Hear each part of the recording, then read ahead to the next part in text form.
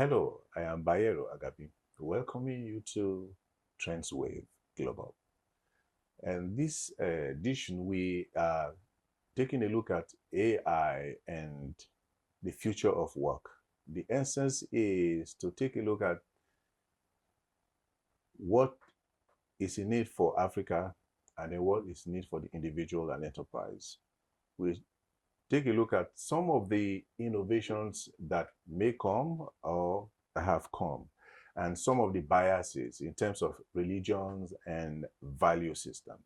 So I have very eminent and qualified people in the studio to do justice to all of that. And please, I'd like you to introduce yourself. Thank you very much, Dr. Bayero. I'm Engineer Festus Alawuddin. I'm a fellow of the University of Engineers.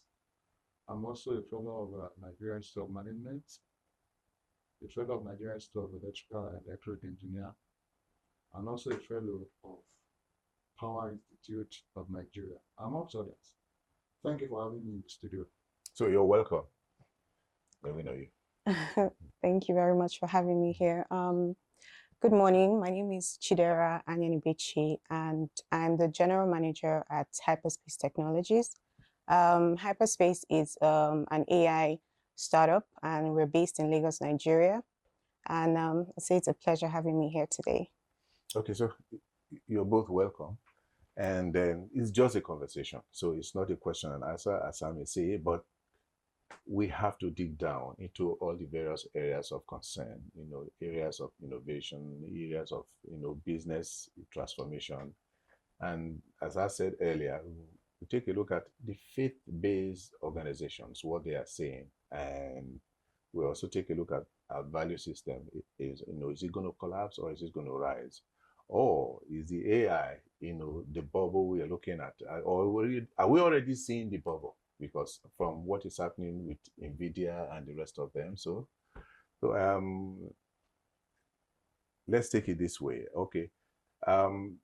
For the purposes of those who are seeing us for the first time or are understanding or knowing what AI is and all of that, please, can you take us through what AI is and why it's so dangerous why it sounds dangerous to some people? Okay. When we talk about AI, we talk about artificial intelligence. That's what AI basically is about. And when we talk about AI, I like to, glance through the evolution of AI. How did AI come about? How are we at this point where, everyone is talking AI, AI, AI? And you'd also know that AI has been in existence with the machine learning models and the classification models. So AI, like you said, the bubble just started around, I would say early 2023 when Gen AI came with the LLM models. And, ChatGPT came, and then a lot of people started using ChatGPT for productivity work. And it just went mainstream. That was when we really, started getting a hang of what AI really was about. A lot of people started using AI. And then with ChatGPT, we saw people using it to do research. People also using it to, for question answer, just, to find out facts on, these chatbots. And then from the Gen AI models, then we now transition to the RAG models, which was in early 2024, where a lot of businesses were looking for more valuable ways to use these AI systems. And then it came with now using your own data to make sense of your own data, basically. So, ChatGPT just gives you some generic idea of what you're looking for. You can ask it, or who is the president of Nigeria, and it will tell you. But if you ask it certain things about your own work or your own organization, it might not have that data. So that was when RAG came in, and then a lot of people were now using their data, to interact with these chatbots. And then we evolved to early 2025, which was last year, where a lot of people were now saying, okay, how can we now put AI to proper use where you have to, where you not only ask the AI questions, but the AI now, carries out the task. So that's when we evolved to AI agents. And that's, the current era that we are currently at. And then we saw a lot of shifts in organizations. We saw a lot of people now building agents, to carry out their workflow. And like I say, AI brings about automation. That's the whole essence of AI. So when you have automation, you're able to, be more productive and work effectively. So I would say that shift has caused us to, like you say, the whole AI bubble and all of that. So that shift has caused us to move from a certain level of, doing things manually, doing things, with long hours, and now, using these AI systems to make us more productive and more effective. Okay, so from your summation, it tends to mean that AI has permeated all aspects of life. Exactly. From research to health and all of those things and all that. Exactly. Is this why maybe the general world or some parts of the world or some people are beginning to have some fear that, okay, we have control over the first level of AI that human created. But when AI begins to create another kind of AI, so there might be issues of control, and then they might take some decisions on their own that will be destructive to human race. Okay, so if I would speak on that, I would say that we are still humans are still the creators of these AI systems. So we are the ones who are building these systems for our own so I'm looking at a process. situation where the AIs become so smart and intelligent that they are able to build another kind of AI that we are not in touch with. That is second level. That is hypothetical. Okay. With the artificial general intelligence, where the hypothesis that AI will become very intelligent, that it now begins to act like a human being, begins to reason like a human being, and performs or does things on its own without being trained or whatever. But I think that's still, it's still like a long future ahead. But right now, I feel like humans still have control over these systems. Okay, so let me now go to engineer Festus. AI is impacting jobs. Should we say it's going to create more jobs than damage more jobs? So as an engineer, can you speak to your experience in this area? Thank you very much. AI, is rightly posited, of course, has come to dominate the sphere of engineering activities, and that has to do with all sectors of the economy.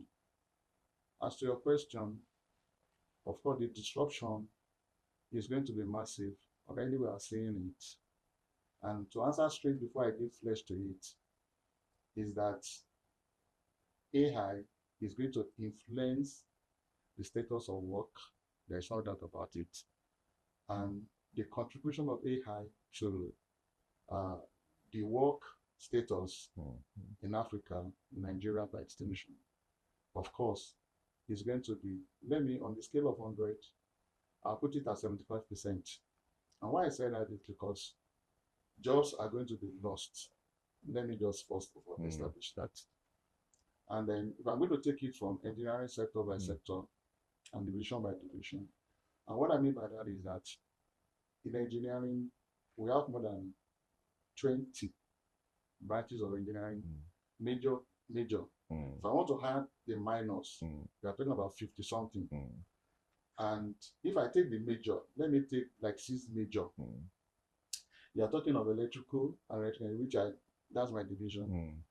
You are talking of chemical, you are talking of civil, you are talking of mechanical, you are talking of material, metallurgical, and you are talking of so many, but I want to stop by that. Now, when you come to electrical, and you take a typical manufacturing industry.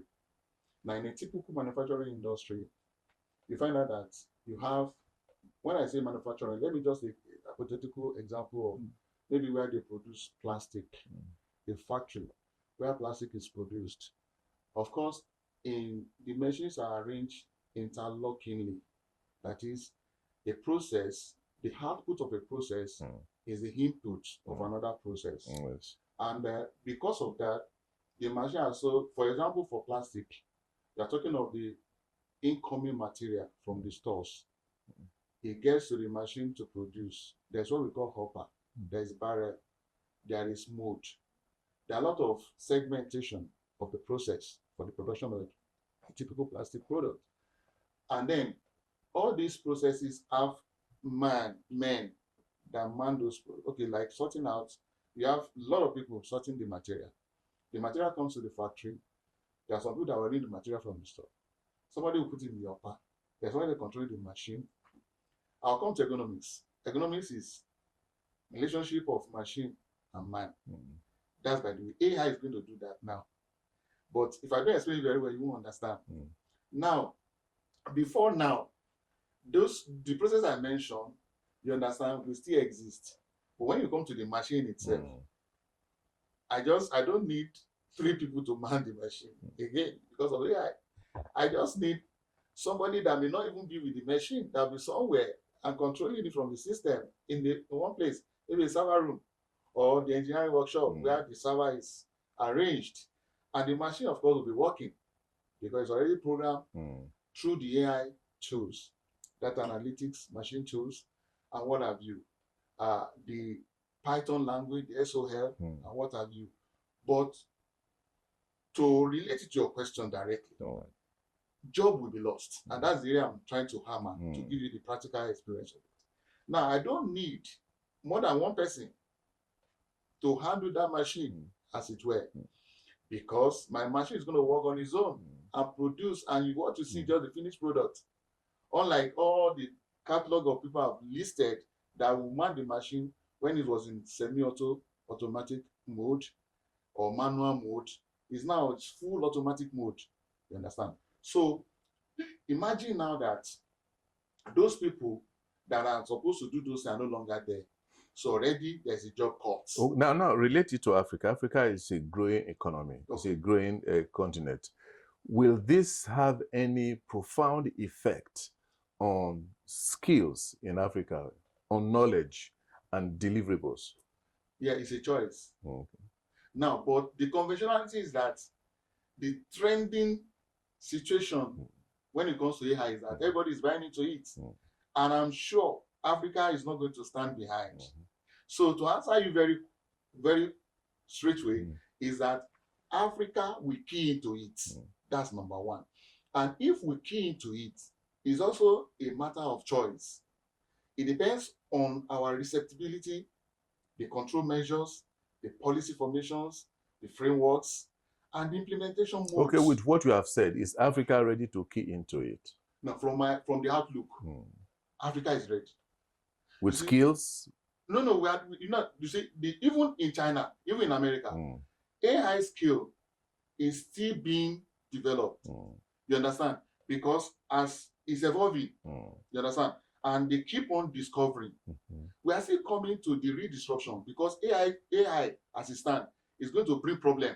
But I want to let us get to that place. Yes, absolutely. You understand? Yeah, we'll get the there. problem will get there that if not well managed by control, policies, implementation, what have you, we're going to use our hand to destroy ourselves. I can tell you straight away, based on the knowledge I have to date. So to answer your question again, is that Africa is ready because we are in the mainstream. A lot of companies, including is sending people out to learn more.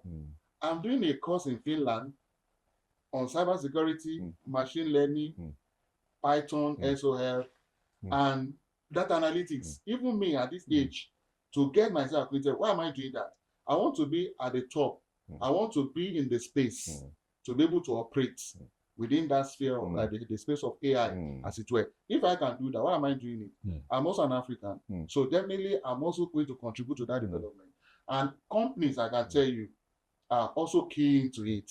By implication, it means that Africa is by extension ready to Okay. key into that. Okay, so I'll get back to you. So, Madam, let me just, are there specific areas or specific fields that you know, doing your job, that you know clearly well that Africans should be ready, that AI is going to cause a lot of disruption within this space?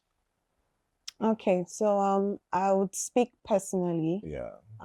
as I use AI tools for productivity. Like I said, I'm the general manager of my company, and some of the tasks that I'm involved in is sometimes sending out newsletters. So I figured out that it was a bit daunting. It was a bit time wasting. You know, if you have to send 500 emails, you have to send 700 emails to different people. It's time wasting. So what did I do? I thought about creating an email agent whereby I can relieve myself of that task and still, you know, carry on with other demanding tasks. So I created the email agent. I even wrote about it on LinkedIn, how I built the agent and connected it to my email server. And it's able to send those emails without me being necessarily involved. So those are the areas that we are seeing these disruptions in AI.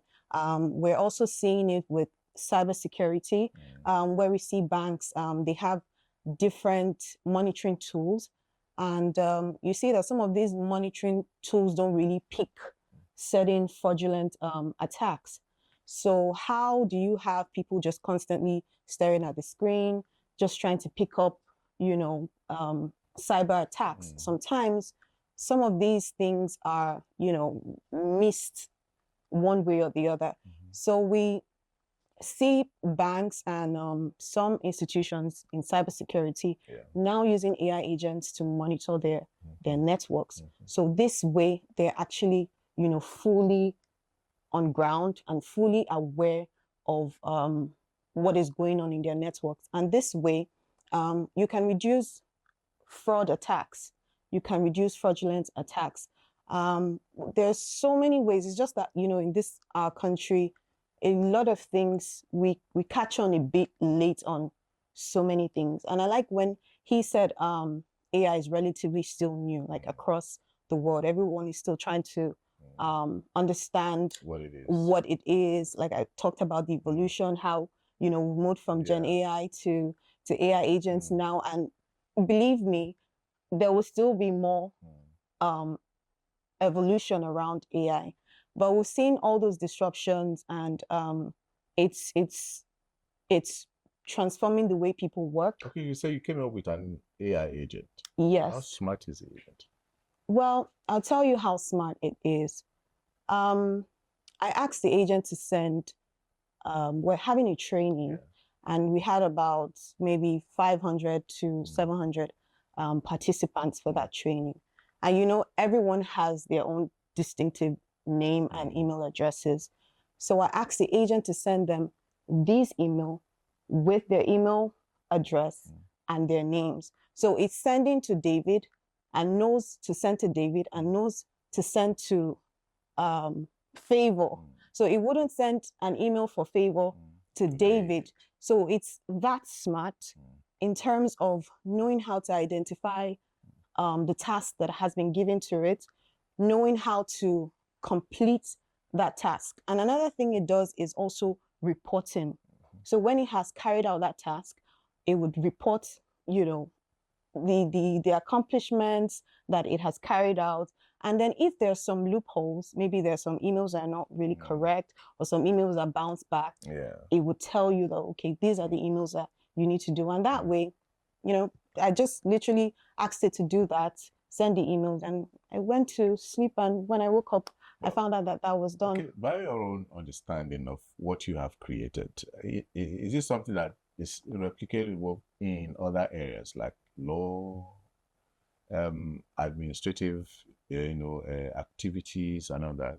Of course. Well, I was going to get into that. For lawyers now, we've seen that lawyers are now trying to use AI to read contracts. So, you see, they have a lot of contracts that, they have disputes to defend and all of that. And sometimes it's really, really time wasting, consuming to read through certain contracts, certain legal contracts. And now we're seeing lawyers now saying, okay, we can build a contract agent where the agent would simulate between different contracts and is able to make informed decisions based on those contracts. And there's some contracts that you have to compare, so to say, like do some comparisons. So we're seeing lawyers now using AI agents to read legal agreements, to write contracts, to do research as well. So we've seen those areas. And there was something I also wanted to talk about we're just talking about AI. There's still robotics and VR and all of that. Yeah, we're still going there, but there's still going to be some disruptions from those technologies as well, because we've seen the electric vehicles where there was a point where a lot of people didn't think that you would get into a car and there won't be any drivers. There won't be any human there. And we've seen things like that in certain societies or developed countries. You go to a supermarket or a mall and you don't see any cashier there. You know how you buy things and then you go to a cashier to pay and then give you change and print out the receipt. Some places are now fully automated. You don't need any human human presence. So those are the disruptions we're currently seeing. And like he rightly said, it is now a personal decision to now upskill and look for how you can upgrade your current workflow, because it's inevitable. AI is here and we've seen a lot of disruptions and we just have to go along with it. Someone is going to say, listening to you, did you study or how did you came about this? AI. To the extent that you guys are creating an agent based on AI. Okay, so I work with Hyperspace. Hyperspace Technologies is an AI company, and what we do is we create AI solutions for businesses and individuals that want to automate their workflow. So that's how I really came about this, AI technology. That was literally my first encounter with this technology. And I also did a course at MIT sometime around 2023, where I did a course on AI and digital transformation. So those are my encounters I've had around AI. And we've seen that AI it's just like when we had, the GSM era, and a lot of people were saying, one thing, like you said, it's the Antichrist or one thing or the other. But at the end of the day now, almost everyone is connected to their phone. But is AI not the Antichrist? I don't think it's the Antichrist. I'm going to play on the safe side. So I don't think it's the Antichrist. We are seeing images saying the wrong things of the Bible or the Quran. We're seeing images, AI based, that are teaching things that are not, the right thing as it is written of the old. So people tend to think that this perhaps the Antichrist or the wrong way to go that the AI is presented to us. Yeah. So I think it's who uses AI, because we all have different intentions. It's just like a knife. A knife can be used to stab someone. A knife can be used to cut vegetables. A knife can be used as a lock. People use it in different ways. So it just depends on the individual and how people use it. A lot of people are using it for productivity, to boost, their economic value, because I know organizations are really looking into AI to see how they can, get economic value from these technologies. And some other people are, online, I see a lot of videos and you can't really tell which if it's a real video or an AI generated video. So I think those are the pros and cons of what the technology is all about. Okay, so what should Africa businesses be doing to stay relevant within the confines that we have found ourselves? Yeah, thank you. Let me just quickly add to what she said. Yeah, yes. Number one, let me rephrase what I said earlier on. You asked if Africa was ready. I will say they are ready and they are not ready. Let me just emphasize. And the reason I want to go back to there is that, I said something that is a choice thing. Africa is ready because, when the world is tending towards somewhere, it's normal for any continent to say, okay, we can't be behind. Especially when that's a tool that forms the platform of economy. So that's why it's Africa is ready. But when it comes to their not readiness, we find out that the upscaling of the skills of human. Okay, look at the curriculum of the school. How many AI is there? How many schools are even teaching AI now? You cannot pick them. This is part of why I said they are not ready.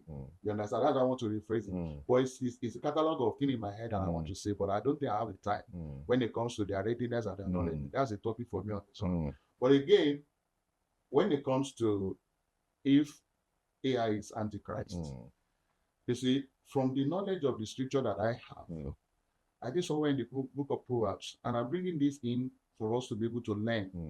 You understand? He said, in much knowledge, you increase sorrow. And that's what is also going to take me back to the fact that AI disruption is going to be catastrophic if we are not careful. We'll still come there if you want us to come there. But why I want to quickly address that issue is because the scripture is always very hard. I'm not being biased. Of course, the Muslim brothers are also there. But what affects me, when you say when you increase knowledge, you increase sorrow, the Bible has answered it already. You see, the fact remains that as we are seeking for knowledge, now we'll get this AI thing. It's knowledge seeking that brought us this AI thing. And you find out that, look at atomic bomb, look at missiles. These are inventions. But we can use it to destroy ourselves. Like, as we're standing now, China is having several thousands. In fact, we're beginning to see drones that can destroy nations. What I'm saying is that it's from our production. It's our knowledge. But at the same time, we can use to hurt ourselves. And that's what to.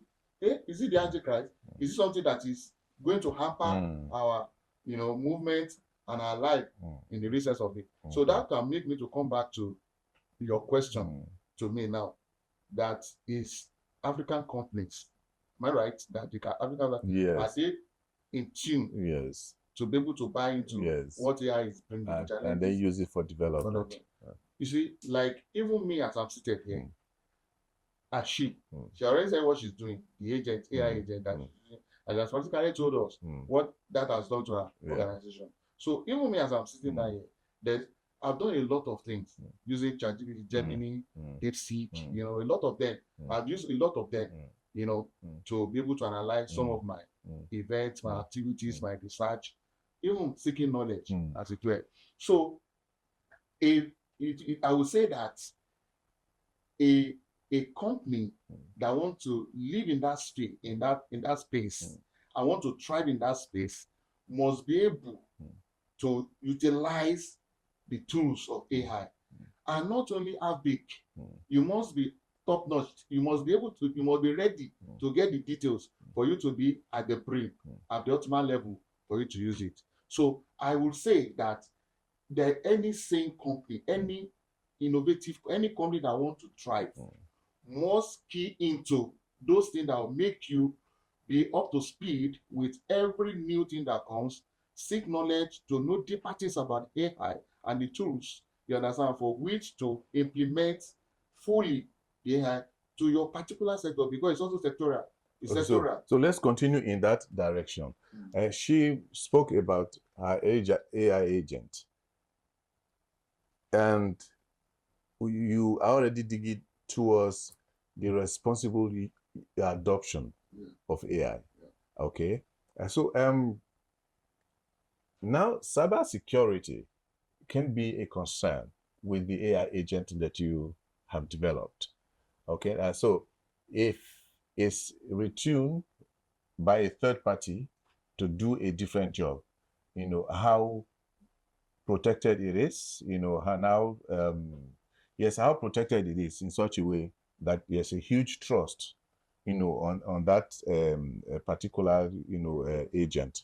And then let's take a look at the responsible adoption of AI in a country like Nigeria and continent like Africa.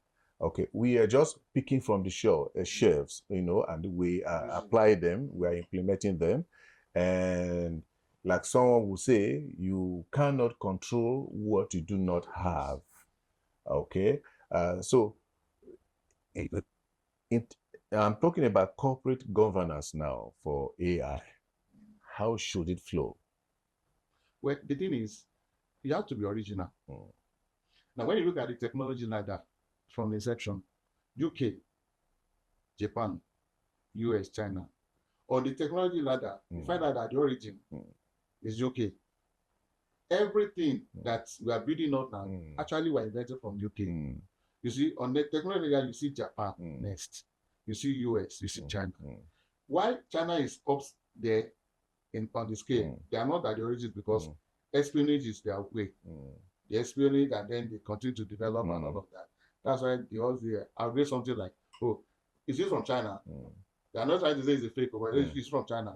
You see now the adoption from what if you are not the one that produce something, you have said it all. You can't have control over that. And that is the developed countries that are into these AI inventions and what have you. Those are the jokers they have. That's the joker. Until when Africa will take it as a responsibility and not try to copy. Now you have copy, it's okay. But have you gone to your research lab to be able to analyze, detail, and arrogate the origin, arrogate the origination of that into yourself, as it were? What I'm saying is that you have to adopt in such a way that you are the one that created it. You understand as well? It comes to the fact that the fear you are having when you go to cybersecurity, and like our agents now, like you see, there is no way there will not be an attack. Because number one, you are adopting a system that you are not the creator. You understand? Now, if I'm the one that created something, I have the originality control. I know what I created. I know every area, I can enter from back, I can enter from front, I can enter from anywhere. But the one that created and give it to you will tell you the only space, the only route you can take to access it. So there is no way that if an attack can come, even as she's seated now on those things that she has arranged, like she's saying that she can tell the maid will not mistakenly send the wrong maid to another person. It's sent to the other person. And if the maid is not, it can be returned, if it's not delivered, and things like that. But when it is attacked, that may be the end of it. You may not be able to do anything about it because you may not have the software or whatever, the skill to be able to. You will just see you're abandoning it, and then you don't want to go through that route again. So the adoption, the true adoption has to do with to create a mentality of originality. You understand? Ownership. Like you want to say, okay, this AI thing that I'm using, the tool I'm using, I want to be the owner. Okay, now creating originality of ownership. We live in a country, we are coming home now. We live in a country called Nigeria, and we have a ministry called the Ministry of Digital Economy. And recently we heard that the federal government of Nigeria is going to have an AI laboratory and all of that and all that. But some comments have come from other side to say that we have a ministry or a minister who finds it, he's not used to the shoe that he's carrying right now, because that is why he goes about to just pick from the shelf and then it comes to, dump on Nigeria. So when you are talking about AI, from which originality or from which schools are not teaching it? Okay, we have DBI, the Digital Bridge Institute, they're not teaching it. So we have so many areas that we need to put together before we begin to say we have this, we have that. And in any case, neither has an AI, a laboratory. We also see NCC doing that kind of a thing. So why is the minister also talking about an AI, office or an agency, as the case may be? All of these are within the confines of the responsible use of AI and the responsible adoption of AI. So with this, do you see Nigeria and Africa, being ready to play huge within the realm of AI for development?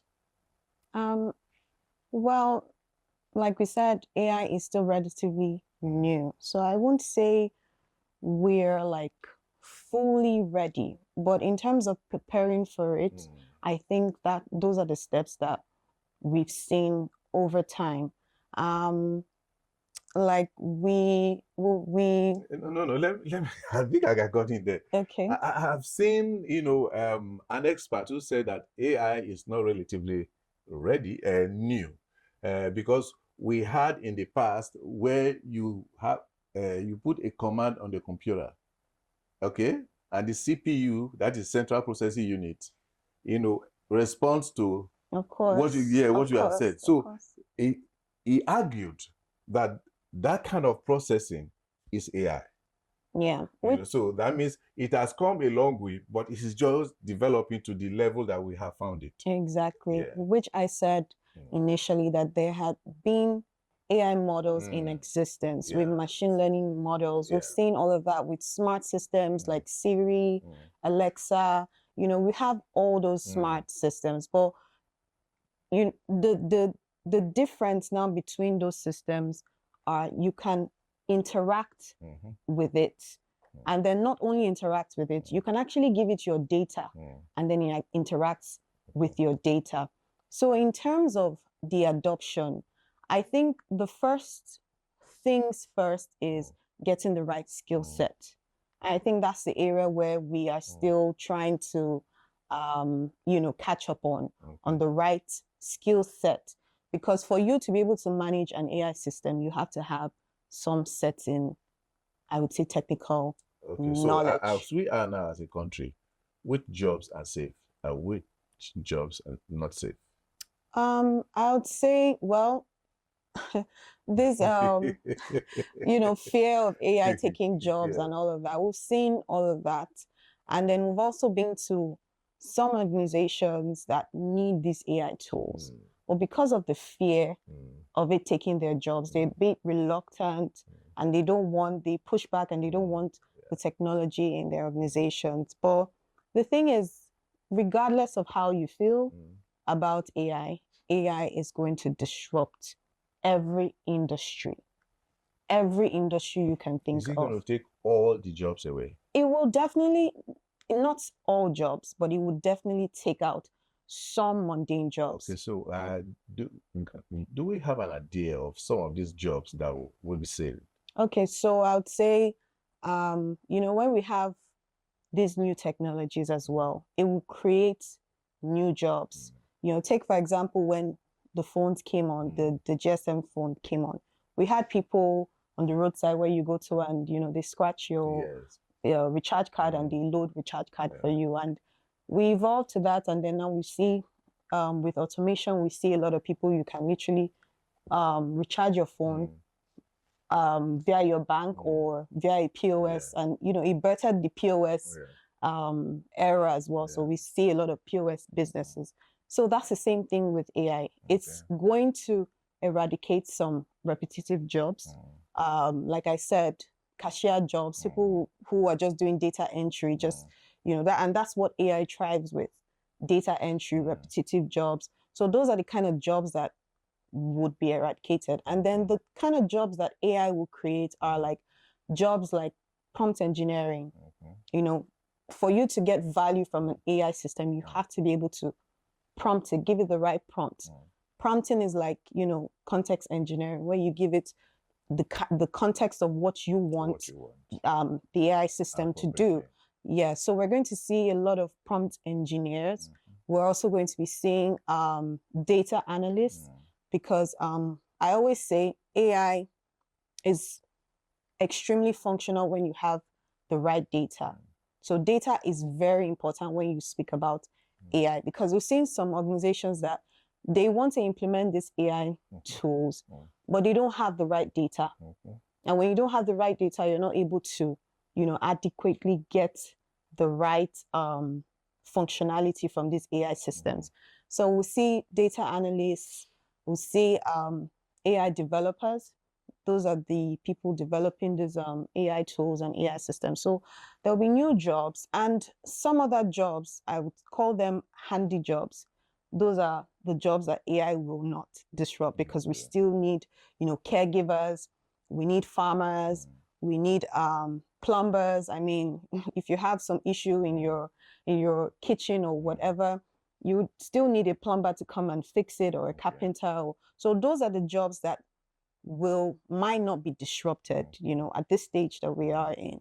And we'll see, a lot of job creation as a result of AI technology. Does it have any role to play in romance? Romance. We're beginning to see humanoids. Yes. I think that's an entire story on its own.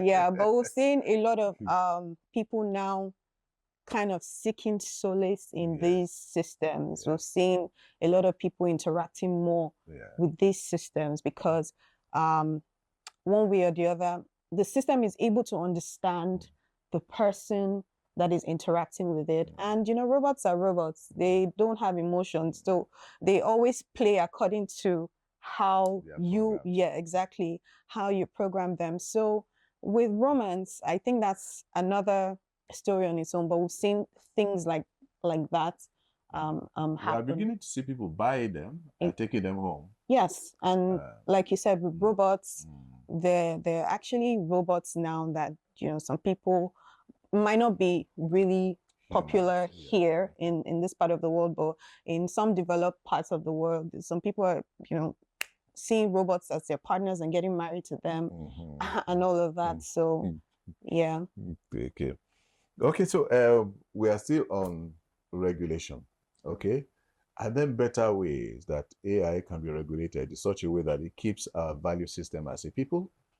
And those value systems include the romance, the marriage, and our cultural systems. Are there better ways, or should we have an agency or a department that that actually regulates AI as it were? Yeah, as good as any operations or any software for process or processes are invented and implemented, as good as they may look to be, when there is no policy, there is no regulations, they don't make a mess of it. And AI is not different. In fact, the more reason why we need. So that means we are adopting without regulation for now. And you are saying that are we going to survive if we don't have such regulations? Of course, if you are looking at that romance, culturally, culture also determines a lot of things. In China, in developed countries, nobody sees anything wrong with me marrying a toy, or that is being controlled, an AI toy, like my partner. Nobody said anything wrong with it. Developed country, and they see there's nothing wrong with it. In our culture, we may have issues. Like somebody may think, like if you are too ardent Christian or you can say, okay, why should I, when God has given me a human being I can marry, why should I tend to getting a toy? There may be a lot of controversy. But we are beginning to see a level between the internet and the world, because what happens in the US is happening here right now. You are not getting what I'm trying to say. Okay, yeah. I'm talking of culture. Okay, yeah. You understand? Somebody like me will not do that. And I know somebody, of course, some other persons like me in Africa or in Nigeria will not also do that. Yeah. When you look at the population of people that will do it in China or in America, you cannot compare such population to in Nigeria. So to answer your question directly, there must be, in fact, it is pertinent, it is compulsory that there must be such stringent regulation and policy, platform for us to be able to adopt this AI technology. In Africa, especially Nigeria, if you don't do that, we are going to run into the problem earlier than every other country or any other continent that is adopting the AI. You understand what I'm trying to say? Yeah. Because by the time you are trying to say, you are trying to conventionalize it by saying that, okay, internet has brought us to the same platform. What is happening everywhere is happening everywhere. We cannot be different. But because of our culture, because of our belief, it regulates how we behave. You understand? We will want to look at it that, okay, we want to be general. But at the end of the day, too, it's a choice thing. You understand? So for me, the regulation, by my study and my research, there's no any invention. If you don't put control, I've said it earlier on, you are going to make a mess of it. So AI is not different. But we are trying to talk about as it were. Okay, so but we adopted social media without control. That is the problem we are facing now. That is exactly the problem we are facing now. Because you can see that because we just adopted it. It's working for us. We get real-time information, even though they are not regulated, even though they are not censored. But the jobs are coming everywhere. That is the platform is provided. The people that give it to us, they just want us to have the access to it. But in our society, we have seen the disruption. We have seen the effect, negative effect of social media. Just like as it's bringing us good values, we also see negative values. Now, government is running around through the digital economy. You understand? I was going to talk about the shortcoming of the Minister of the Economy, but I don't know. No, you go ahead because we are running off now. Okay, because of the no regulation, now we are running letter skater. Now there is force censored. Government is saying that if you put something on the internet and it's not censored and it's not verified, you're going to be arrested. Couple of people have been arrested now. What is the failure of that fundamental policy origination that was not established? Because our culture is actually different from theirs. And that's what I'm saying, that our culture has a lot of influence on any invention, engineering invention. And my background in research has shown to me that, repeatedly I've said it, that there is nothing you invent. If you don't have true control over it, you're going to make a mess of it. It's going to turn back against you. And that's what has happened. Then, when you mention of the economic minister, it's just like, I would say, with all sense of responsibility and modesty, that maybe square peg in round hole, something like that. And then the shortcomings there are a catalog of them. We have slow implementation. We buy off shelf, come to Nigeria and then done. When you go to off shelf, what you rely on is the manual. The turnkey, we call it turnkey. You just take it from the shelf. When you say turnkey, on, off. You don't know any other thing more than that. That's turnkey. So all those things you brought are turnkey. And even in implementing them, too slow. You talk of inaccessibility. People don't have access to it. You understand? It's a lot, if I want to talk about it. Lack of tangible result. You can't get result from something that you are not doing. You understand? And then you talk of funding constraint. You talk of regulatory challenges, which boils down to this policy thing we are talking about. So, when I look at the academia, I'm also an academic person. I've grown my play.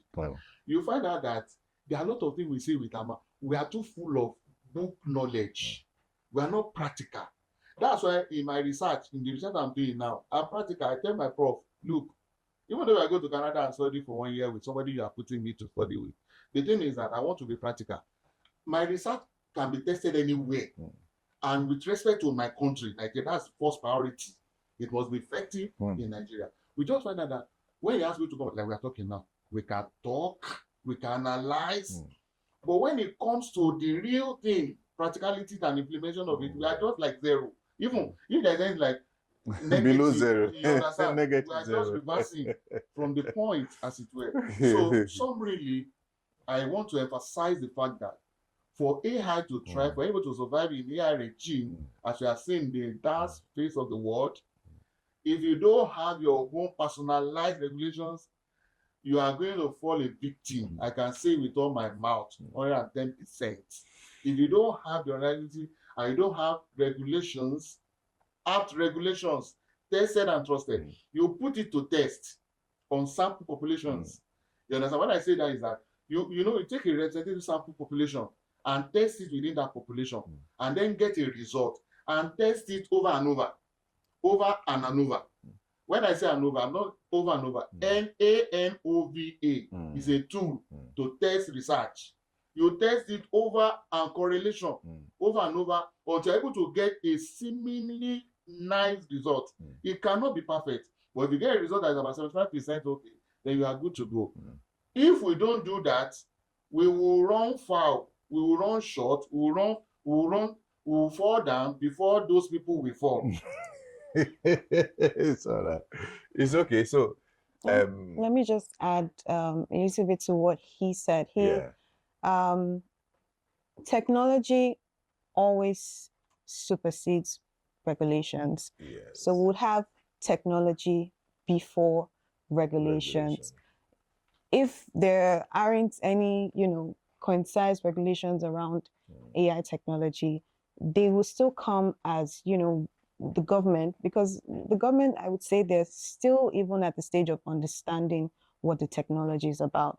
I would say that we are even we're organizing a training with Ministry of Innovation, Science and Technology around these technology tools. They also are, trying to get the skills, trying to get the knowledge on how they can put the right regulations around these technologies. So technology will always supersede regulation. So it's something that will still develop along the way. I think it's the Ministry of Innovation, Digital Economy and Innovation that's actually championing it, because the Ministry of Science and Technology and Innovation, they seem to focus on science. They're not looking at innovation. And that is why you have biotech is there, NABDA is there, NACETEM is NASRA. They are all under the Ministry of Science and Technology. And that is those things that they were doing in the old. They have refused to innovate, out of that, chain. And that is why you still see them, moving so sluggishly. Okay. Well, I think they're somehow trying to pull effort in some ways, because I think last year around October, we our company was among some startups that were picked to represent Lagos State at the GITEX Global conference in Dubai. So what they're trying to do is also I think you're mixing up something. Startups. I think you're mixing up something. Okay. Because it is the Ministry of Digital Innovation, Ministry of Communication and Digital Innovation, that is in charge of innovation. The GITEX and innovation. It's a partnership with the Lagos State and but we're talking about Ministry of Science and Technology. Yeah, Innovation, Science and Technology. I've not seen Ministry of Science and Technology within that ministry. No, they are actually. Okay. They are very.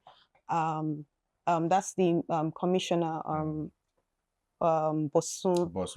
Yes. Bosu Alake. Yes. Okay. He was the one we went with. So I think they are on their own trying to, see how they can push startups and see how they can showcase startups that bringing about new innovations, trying to showcase what these startups have and on a global stage. And they also trying to build a language model, because there's a deficit where, a lot of people say we have these models, but they do not understand, our local languages. So I think they are also doing something around creating a local language model that can understand Igbo, Yoruba, and Hausa. So if I'm very correct, it's the ministry. Not my language. Yeah, they're taking those actions. There are fundamental skills that you must possess. You understand? Like fundamentals of AI literacy. You understand? The new reading and writing.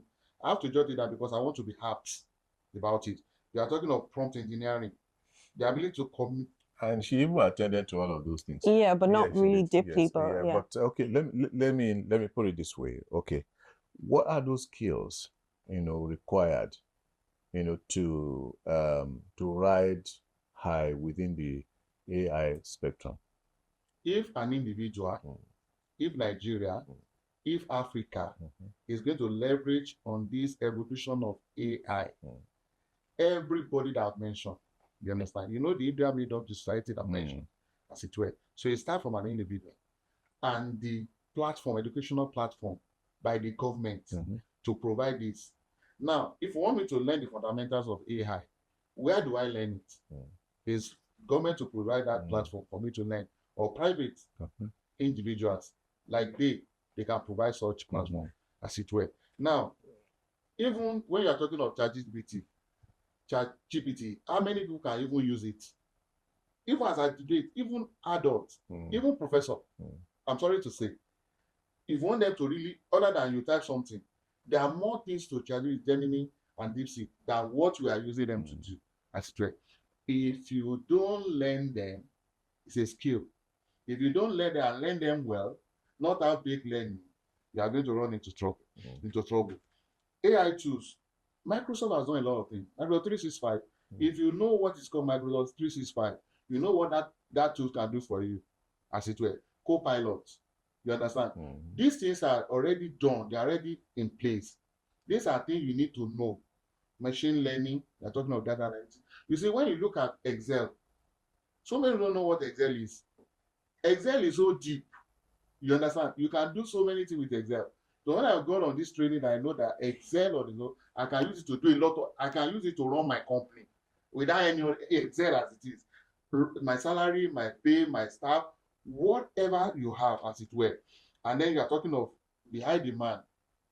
Now, as we are standing here and sitting down here, you find out that like she said, that some company, you see, any company that is running away from AI as a stand now, is just trying to create a phobia and is trying to create his own downfall, because this destruction will become like a mighty rushing wind.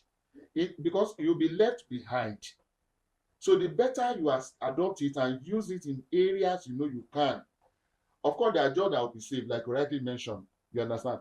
You can't tell me even a robot will come and fix my plumbing. But the robot is what I program now. My house is different from any other house. So if I program a robot to work in a skyscraper, and you are bringing it to a bungalow to identify a particular wash basin that is made of ceramic, and then it comes to Nigeria, you bring it to Nigeria, it's not going to work. You understand? You have to tailor it to that particular environment. So a lot of things attached to this. Then the human, human-centric. You understand? Talk of the soft skills, as it were. You need to possess all these skills, as it were. Add something like quickly. I think the distinction between innovation and the right skill set will also start when we start building capacity. Capacity in terms of what we learn in schools. So we need to start going to universities, start teaching lecturers as well, because we've seen some lecturers are even they do not want their students to use these AI tools.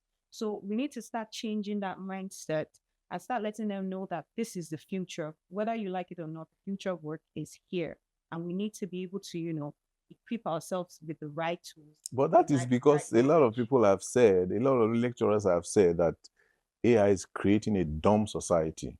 So now, because when you take the phone from some people, that can't function. And then if you notice, what we're doing in school is la crème, la core.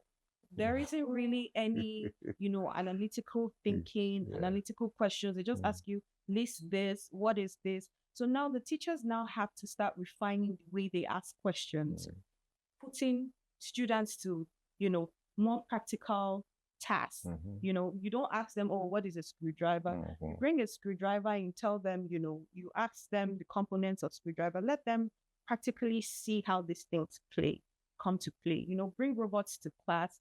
Ask them to, build robots in class. Ask them to build AI tools, AI softwares.